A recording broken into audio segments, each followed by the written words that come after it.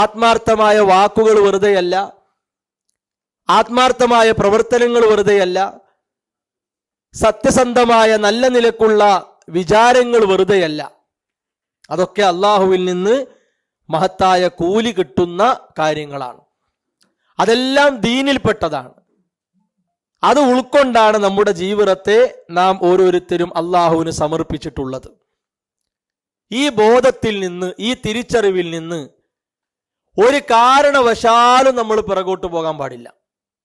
പല ആളുകളും പറയും, എത്രയോ പുരോഗതി കൈവരിക്കപ്പെട്ട, വളരെയധികം വളർച്ച ലോകത്തുണ്ടായ, എന്തെന്നില്ലാത്ത മാറ്റങ്ങൾക്ക് നമ്മളൊക്കെ സാക്ഷികളായിക്കൊണ്ടിരിക്കുന്ന ഈ കാലഘട്ടത്തിൽ എന്ത് പ്രസക്തിയാണ് ദീനുള്ളത്? എന്താണ് എവിടെയും ദീന് എന്ന് പറയുന്നതിൻ്റെ അർത്ഥം? ദീന് വേണം, വേണ്ട എന്നല്ല.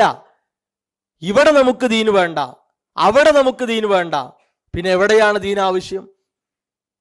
അങ്ങനെ ഓരോരുത്തരും ഇവിടെ വേണ്ട അവിടെ വേണ്ട എന്ന ചോദ്യങ്ങളിലൂടെ ദീനിന്റെ വില കുറച്ചു കാണുകയാണെങ്കിൽ അത്തരക്കാരിൽ എവിടെയാണ് ദീനിന് സ്ഥാനമുണ്ടാവുക? അതുകൊണ്ട് ഏത് മേഖലയിലും, നാം ഇടപെടുന്ന ഏത് രംഗത്തും, നാം എവിടെയായിരുന്നാലും അല്ലാഹു സുബ്ഹാനഹു വ തആല നമ്മെ ഏൽപ്പിച്ച ദീനിന്റെ യഥാർത്ഥ വക്താക്കളായി, അതിൻ്റെ വാഹകരായി മാറാൻ നമുക്ക് സാധിക്കേണ്ടതുണ്ട്.